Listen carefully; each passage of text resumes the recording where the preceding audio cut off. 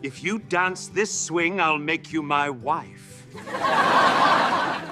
If you dance this swing, I'll make you my wife, shouted Alexander Grant, the Millionaire CEO, his mocking voice slicing through the golden ballroom. The chandeliers trembled with the roar of laughter as the elegant guests turned their eyes toward the young maid in her plain uniform. The guests leaned forward, hungry for her humiliation. Glasses clinked, whispers floated across the tables. Everyone waited to see her crumble under the cruel challenge. But in that heavy silence, Clara Evans stood frozen, her trembling hands gripping her apron. Would she bow her head in shame or dare to face him in front of them all? The next moment would decide everything. Before we begin this emotional story, tell us in the comments from which city you are watching. And don't forget to leave your like to keep following us. The chandeliers glittered like frozen waterfalls above the ballroom, their light spilling across silk gowns and polished shoes. A string quartet played faintly in the corner, but the real music came from the laughter that rippled through the crowd. In the center of it all stood Alexander Grant, the Millionaire CEO whose fortune and arrogance seemed equally limitless. His tuxedo fit him like armor, his grin sharper than the diamonds on the women's throats. He jabbed his finger toward the young maid standing stiff in her navy uniform. Her apron was spotless, but her cheeks burned crimson under the weight of 100 eyes. Alexander's voice carried across the room, booming with theatrical cruelty. "If you dance this swing," he declared, stretching the words as though savoring them, "I'll make you my wife." Gasps mixed with bursts of laughter. A few guests clapped at the audacity, others whispered behind champagne glasses. To them it was a game, an after-dinner spectacle, the poor maid pitted against the millionaire's challenge. How could she possibly say yes? Clara Evans felt her throat tighten. Her hands clenched the hem of her apron until her knuckles whitened. Every instinct told her to bow her head, to walk away, to let the room laugh her into invisibility. But Alexander's smirk lingered, cutting deeper than any blade. She could see the delight in his eyes, the satisfaction of believing she was powerless. That was what stung most. Her voice, when it finally emerged, was calm, almost too soft for the room. "All right, I'll dance." The laughter surged, exploding into cruel amusement. A few men pounded the table, urging the band to strike a tune. Women shook their heads, certain she would collapse under the pressure. Alexander threw his head back, laughing as if victory was already his. "You? Dance? This will be better than comedy night," he sneered. The quartet shifted awkwardly, exchanging looks, then struck the first notes of a lively swing. The rhythm bounced into the air, mocking Clara with its quick steps and sudden turns. Her knees felt like stone, her stomach churned. She stepped forward, trembling, and the sound of muffled giggles followed her like shadows. The first attempt at a step nearly broke her. Her foot caught the hem of her skirt, making her stumble. Laughter erupted again, cruel and unrestrained, echoing against the white marble walls. Alexander clutched his stomach, roaring at the sight, while guests shook with delight. Clara straightened slowly, her eyes fixed on the polished floor. For a second she considered fleeing, vanishing through the side door and never coming back.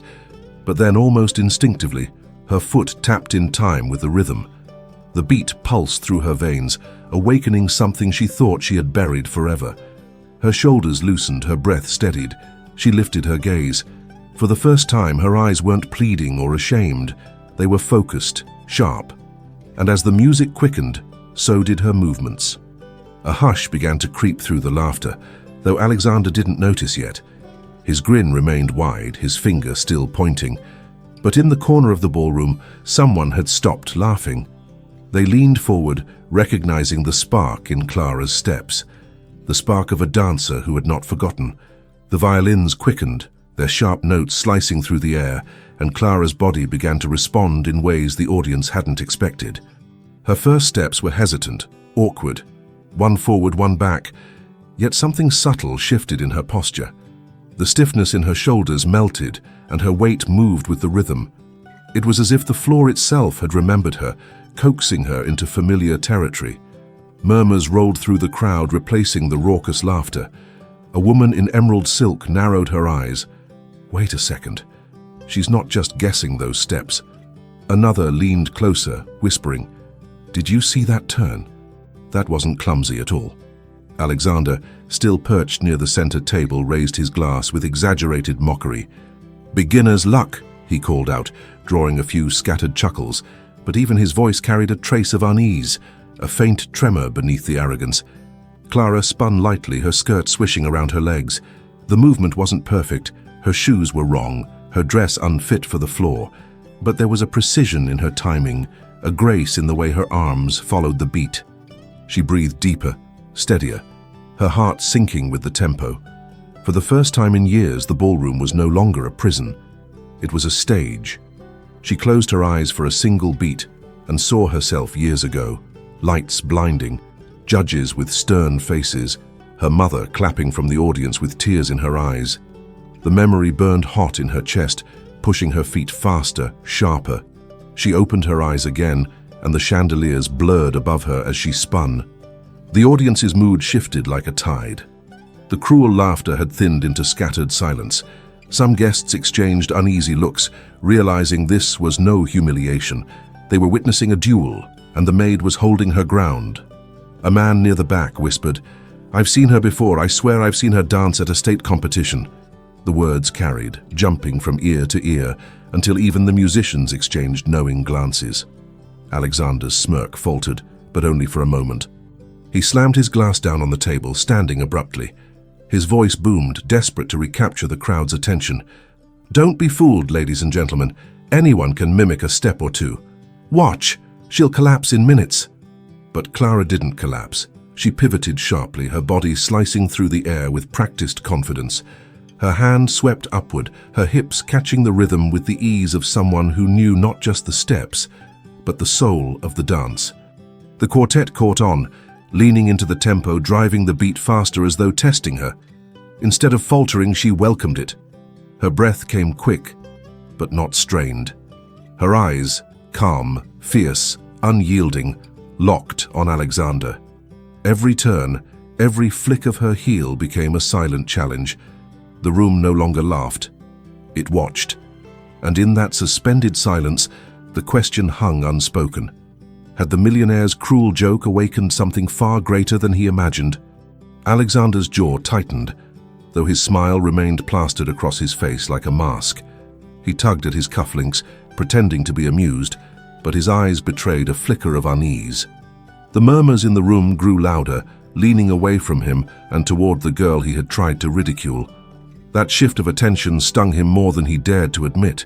He clapped his hands suddenly, his voice booming. "Bravo, bravo," he mocked, forcing laughter that didn't quite land. Not bad for someone who spends her days scrubbing floors. A few weak chuckles rose from the crowd, but most remained glued to Clara's movements. Clara heard the words but didn't flinch. Her gaze never left the floor for long, her body bending with the rhythm, turning with instinct. She wasn't dancing for him anymore. She was dancing because the music demanded it.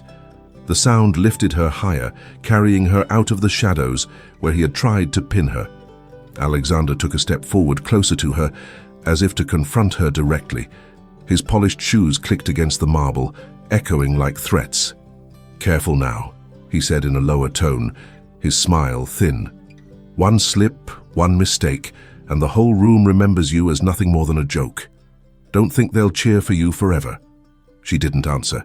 Instead, she slid into a quick spin, her skirt brushing dangerously close to him before she darted back, never breaking rhythm.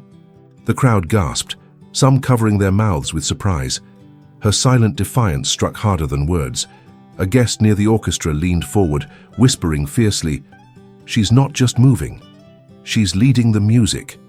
The violinist caught it too, raising an eyebrow as he followed her pace instead of dictating it. The quartet, once hesitant, now played with rising energy, compelled by her command. Alexander's throat felt dry. He could sense the current shifting, the narrative escaping his control. So he raised his voice again, louder, more desperate. "Don't be fooled. This is nothing but a parlor trick. She'll wear out soon enough. Let's see if the maid can keep this up." But the words fell flat. The applause that answered wasn't for him, it was for her. Hands slapped against palms, timid at first, then stronger, like a wave breaking against the walls of the ballroom. Clara's breath quickened, her chest rising and falling, but her movements grew bolder. A sharp pivot, a precise kick, a graceful slide back into step. Each gesture silenced another doubt. Her hair slipped loose from beneath her cap, strands flying as she spun, and with every turn the crowd leaned closer. Alexander's smirk finally cracked. He wasn't laughing anymore. He was watching, calculating, realizing that his cruel joke was about to become his downfall. And then, in the far corner, a voice rang out clear enough for all to hear. "I know her! That's Clara Evans. She used to compete. She was a champion." The room froze. Heads whipped back toward her, eyes wide. Alexander's face drained of color. The secret was out. The words echoed through the ballroom like a stone dropped in still water. She was a champion. A hush fell over the guests, the kind of silence that carries weight, as though the air itself had grown thick. Faces turned, curious, skeptical, but no longer mocking. Clara's steps never faltered. If anything, the revelation poured fire into her veins. She let the music pull her higher, sharper, her body snapping into perfect rhythm with every beat. She twisted into a flawless spin, the skirt of her uniform flaring as if it had always belonged on this stage. Applause broke out. Real applause this time. Hesitant, but undeniable. Alexander's lips curled into a sneer, though his eyes flickered with panic. He barked a laugh, hollow and strained. "A champion, please?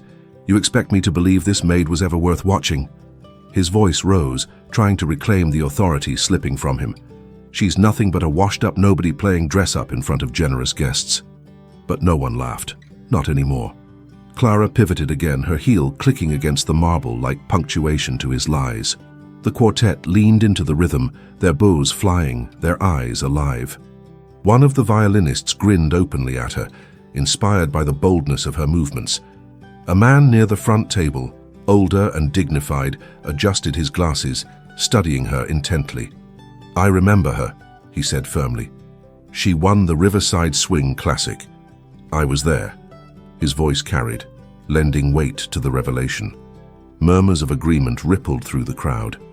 Alexander shifted uneasily, his fingers drumming against the back of a chair. The attention that once fed him now pressed against him like judgment. For the first time, he wasn't in control of the narrative. Clara's chest rose and fell with the exertion, but her eyes burned steady. She locked her gaze on Alexander, and for a single beat, the room seemed to shrink until it was just the two of them. The millionaire who tried to make her a fool, and the maid who refused to bow. He leaned closer, his voice low, desperate to cut her down where others couldn't hear. "Stop this now before you regret it." Her answer came not in words but in movement. She leapt into a daring spin, landing clean, her feet stamping in perfect sync with the music. The crowd erupted in cheers, drowning out whatever insult he'd tried to spit next. For the first time, Alexander's smirk vanished completely. His jaw clenched, his eyes darkened.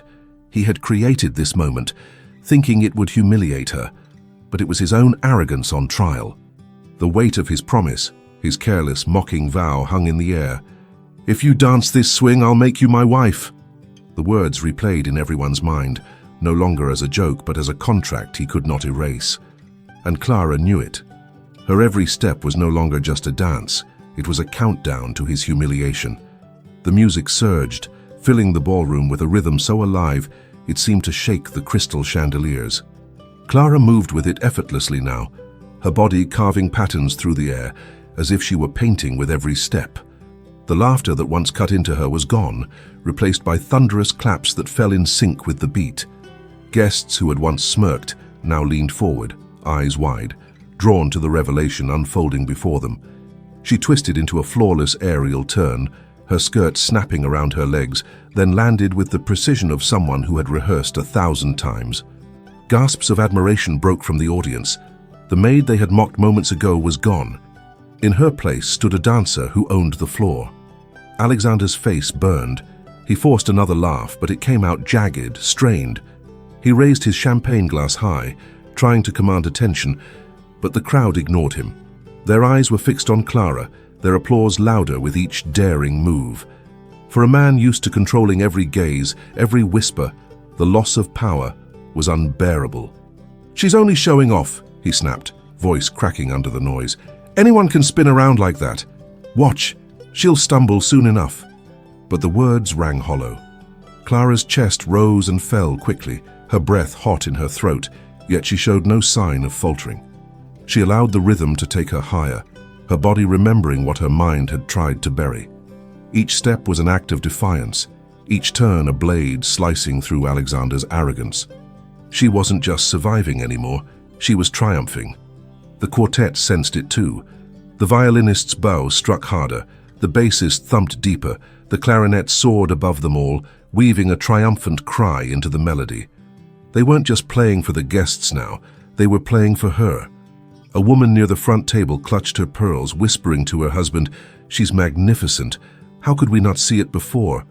The man only shook his head, muttering, "Because we were too busy laughing." Alexander's fists tightened at his sides. His promise echoed louder in his own ears than the music itself. "If you dance this swing, I'll make you my wife." He had meant it as a cruel joke, but now it clung to him like a noose. Guests began exchanging looks, smirking, not at Clara anymore, but at him. Clara spun once more, then slowed, letting the music carry her into a poised stance, her chest rising with pride. The applause thundered, people rising from their chairs to clap. She met Alexander's eyes across the floor, her expression calm, unshaken. And then she did something that made the room erupt.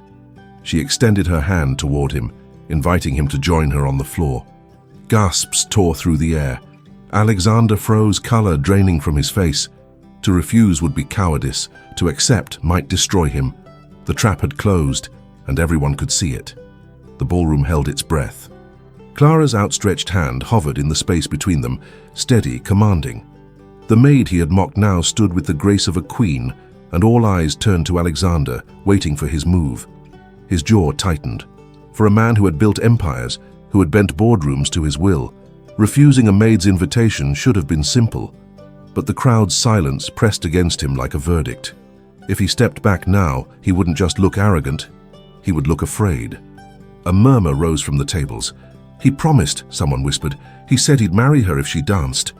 Another voice added, "And she did." The words crawled under Alexander's skin, pricking him like thorns. He forced a smirk, though sweat had begun to gather at his temples. "Very well," he announced loudly, bowing with exaggerated flair. "If the lady insists, how could I deny her?" Laughter scattered weakly across the room, though no one truly believed his confidence anymore. He crossed the marble floor and took Clara's hand. Her palm was warm, steady, while his grip trembled ever so slightly. She met his eyes without blinking, and for the first time, it was he who felt small beneath someone else's gaze. The quartet shifted seamlessly, the rhythm swelling into a duet. Clara moved first, leading with a sharp swing step that caught him off guard. He stumbled, almost losing his footing, and a ripple of amusement spread through the crowd. Alexander's face flushed crimson. He gritted his teeth, trying to match her pace, but Clara's movements were precise, quick, merciless. She spun under his arm, guiding him into a turn he couldn't control, his polished shoes sliding awkwardly against the floor. Laughter bubbled again, this time directed not at her but at him. Clara didn't gloat. She simply danced, her body fluid, her confidence unshakable. Each step pushed him deeper into humiliation, until it seemed the entire ballroom was watching his downfall choreographed in real time. "Careful, Mr. Grant," Clara said quietly, her voice barely audible over the music. "You wouldn't want to embarrass yourself."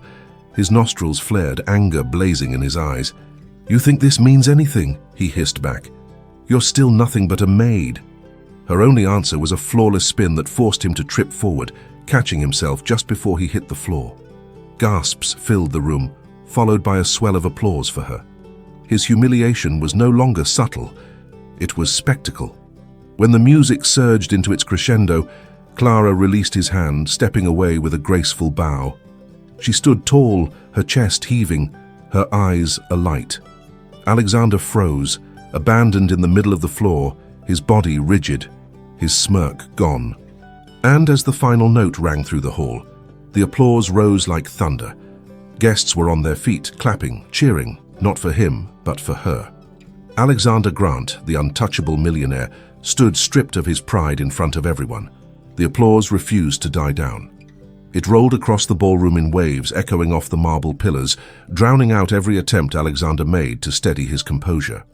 He stood rigid, his fists clenched at his sides, his chest rising in shallow, angry breaths.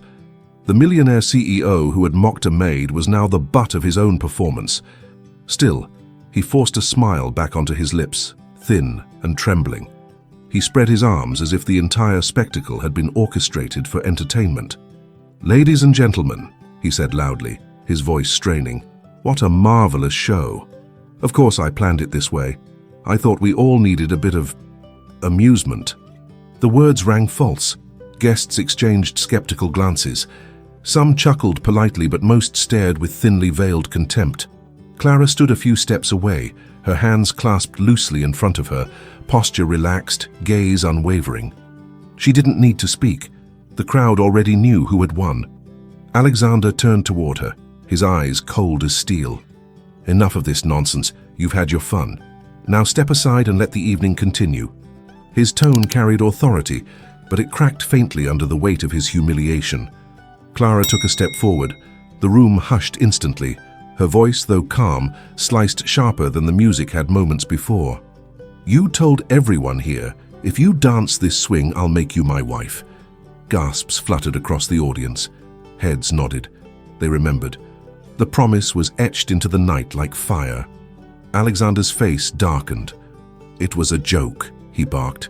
"You knew that." Clara's eyes didn't flinch. "No, it wasn't a joke, it was arrogance. You thought humiliating me would amuse them, but tonight it didn't work. Tonight, they saw you for what you are." The silence was brutal. No one dared to interrupt. Alexander opened his mouth, but no words came out. His usual weapon, his voice, his power, suddenly seemed dull against the weight of truth. A woman near the back called out, "She's right." And another added, "He can't just take it back now." Whispers grew louder, circling him like wolves. Alexander's hands trembled, though he shoved them into his pockets to hide it. "This is ridiculous," he muttered, his tone cracking under the pressure. She's just a cleaning lady." But the words no longer carried power. Instead of laughter, the guests frowned. Some shook their heads. The tide had turned completely. Clara stepped closer, her eyes locked on his. "You tried to make me small in front of everyone. But you forgot one thing. Respect isn't bought, and it can't be mocked away. You don't own me, Mr. Grant, not with money, not with words, not with promises." The ballroom erupted, not in laughter, but in applause. It was louder than before, fiercer, a storm of approval that crashed over Alexander like waves. For the first time in his life, Alexander Grant stood powerless in front of a crowd. The storm of applause crashed against the marble walls, refusing to die down. Guests stood to their feet, some whistling, others clapping until their palms reddened. Clara stood tall in the center of it all, her plain maid's uniform fluttering slightly from the movement of her last spin. Yet there was no trace of shame in her. Only poise, only fire. Alexander's throat tightened as he looked around. Everywhere, eyes pierced him, not with admiration, but with judgment. The same guests who once bowed to his fortune now smirked, whispering as if watching a king stripped of his crown. His skin burned under their gaze. He slammed a hand against the nearest table, the sound cutting sharply through the room. "Enough!" His voice cracked with desperation. "You fools are being played. She's no star, no champion anymore. Look at her. She scrubs floors for a living. Do you really think she belongs here among us?" For a brief moment, silence fell again. Alexander's words hung heavy in the air, a last attempt to crush her. Clara stepped forward, her shoes tapping softly against the marble, every movement deliberate. She stopped just a few feet from him, her chin raised, her eyes steady. Her voice was calm but resonant, slicing through the tension like a blade. "You're right about one thing, Mr. Grant. I do scrub floors, I serve drinks, I wash dishes, I sweep the corners no one else notices. That's the life I had to choose after I lost everything. But do you know what I never lost?" The room leaned closer, breathless. "My dignity, my skill, my worth. Those aren't things you can strip away with a joke, or buy with money, or silence with arrogance." The applause started again, softer this time, more deliberate, like thunder gathering on the horizon. Alexander's jaw twitched. But Clara didn't give him space to speak. She took one more step forward, her eyes burning into his. "You made a promise in front of all these people. You thought it was a joke. But tonight it became a mirror. And when they looked into it, they didn't laugh at me. They laughed at you." The ballroom erupted. Guests clapped, shouted, even stamped their feet against the marble. Some called out her name, chanting it like a victory cry. Clara Evans, the maid who had walked into ridicule, now stood victorious in the very place designed to humiliate her. Alexander staggered back a step, his face pale, his lips pressed into a thin line. For the first time, he didn't look like a millionaire. He looked like a man cornered by his own cruelty, stripped of his power. Clara turned to the crowd, bowing her head lightly in gratitude. Then she looked back at Alexander, her voice steady and final. "You wanted to make me your wife as a joke. I don't need your name, your fortune, or your pity. What I needed tonight was to remind you and everyone else that respect belongs to those who earn it." The ovation shook the room, drowning out even the sound of Alexander's shallow breathing. His empire of arrogance had crumbled with a single dance. The applause rolled on like a storm that refused to fade. Guests stood shoulder to shoulder, their claps echoing off the gilded walls, their cheers drowning out the last remnants of music. Clara stood at the center of it all, calm, grounded, her chest rising and falling with the rhythm of her breath. The plain maid's uniform she wore no longer looked like a servant's attire. It looked like the robe of a victor.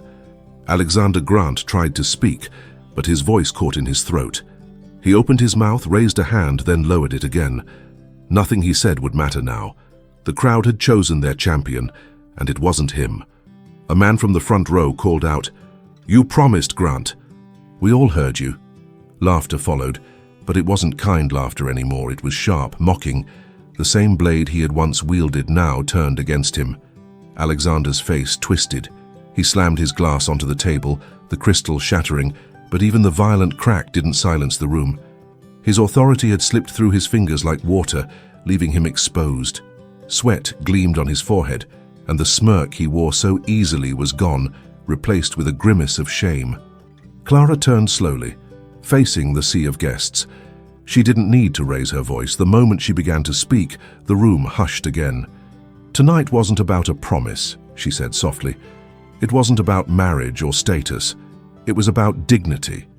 Some of you laughed at me, and that's fine. I've been laughed at before. But tonight you all saw the truth. I don't need to wear silk to be worthy. I don't need to be rich to be respected. Respect is earned, step by step, choice by choice." The room erupted once more, this time in cheers that shook the chandeliers. Women wiped tears from their eyes, men nodded solemnly, and younger guests whispered in awe. Alexander stumbled back, desperate to escape the spotlight. He muttered, "This is absurd, ridiculous." But his words drowned beneath the ovation. He had been dethroned not by rivals in a boardroom, but by the very woman he had mocked as beneath him. Clara inhaled deeply, her hands loosening at her sides. The music had stopped, but her body still vibrated with its echo. She turned her back to Alexander without hesitation, a gesture more cutting than any insult. She didn't need to fight him anymore. He was already defeated. The crowd parted for her as she moved toward the exit, their applause following like a procession. Some reached out to touch her arm in admiration, others bowed their heads slightly as she passed. At the doorway, she paused and looked back just once. Alexander stood alone in the center of the floor, shoulders slumped, head bowed, his empire of arrogance crumbling in silence. Clara's lips curved into the faintest of smiles, not of triumph over him, but of peace within herself. She had reclaimed what he tried to steal. And with that, she stepped out of the ballroom, leaving the echo of thunderous applause behind her. The doors closed softly behind Clara, but her presence lingered in the air like a flame that refused to die out. The ballroom buzzed with voices, guests still standing, their applause slowly giving way to hushed conversations. It wasn't just a party anymore. It had become a memory, one that each of them knew would be repeated for years to come. Alexander Grant remained in the center of the marble floor, frozen, his hands buried in his pockets, his head bowed. For a man who thrived on being the loudest, the sharpest, the most untouchable presence in any room, silence was now his prison. He could feel every gaze digging into him, stripping away the layers of charm and wealth until only his humiliation remained. A woman in a crimson gown broke the quiet with a biting remark. "So that's the millionaire who couldn't keep his word." Laughter followed, but this time it wasn't warm. It was bitter, mocking, the kind he had once directed at others. The orchestra quietly packed their instruments, glancing at one another with knowing smiles. Even they had felt the shift. The maid had led them as if she were the conductor, and the millionaire had merely stumbled along. Near the back, an older gentleman raised his glass solemnly. "To Clara Evans," he declared. The toast caught on quickly. Guests lifted their drinks high, repeating her name as though honoring a champion returning from battle. Her absence in the room only made the tribute more powerful. Alexander flinched at the sound of her name. He turned sharply and stormed toward the bar, pouring himself another glass of champagne with a trembling hand. But the drink couldn't wash away the image burned into everyone's mind. His promise, his arrogance, and his downfall orchestrated by the very woman he thought beneath him. In the corners of the room, conversations shifted. Some spoke of Clara with admiration, marveling at her skill, her courage, her composure. Others spoke of Alexander with disdain, shaking their heads at how easily a man so powerful could be undone by his own words. The balance of respect had shifted forever. And somewhere in the city that night, Clara walked home with tired feet but a light heart. She carried no jewels, no fortune, no title, but she carried back something greater, her dignity, restored in front of those who had tried to strip it away. Back inside the ballroom, the echo of her final words hung heavy. Respect isn't bought and it can't be mocked away. Alexander Grant sat alone at his table, staring into the golden fizz of his untouched glass. Around him, guests whispered, laughed, and raised Clara's name again and again. For the first time in his life, the millionaire realized money couldn't silence shame, and no one who witnessed that night would ever forget the maid who danced. The ballroom that had once echoed with cruel laughter now carried only the memory of Clara Evans's triumph. Guests left whispering her name with admiration, their steps lighter, their gazes different. They had witnessed something greater than a performance. They had witnessed dignity rise against arrogance. Alexander Grant sat alone long after the music stopped, the shattered pieces of his pride scattered more loudly than the broken glass at his table. For the first time, his money, his titles, his empire meant nothing. He had been defeated not by wealth or power, but by the quiet strength of a woman he thought invisible. Clara walked away with no riches in her hands, yet richer than anyone in that golden room. She carried with her the respect she had reclaimed, the freedom of having shown the truth, that even the smallest step of courage can expose the weakness of pride, and those who were present that night would never forget it. Thank you for staying with us until the end of this heart-touching story. Tell us in the comments which part moved you the most. Subscribe and turn on the bell to receive more stories that inspire and transform.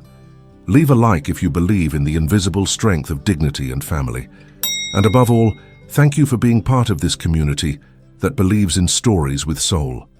And before you go, watch the story I leave here on the left. I'm sure it will also move you and make you reflect.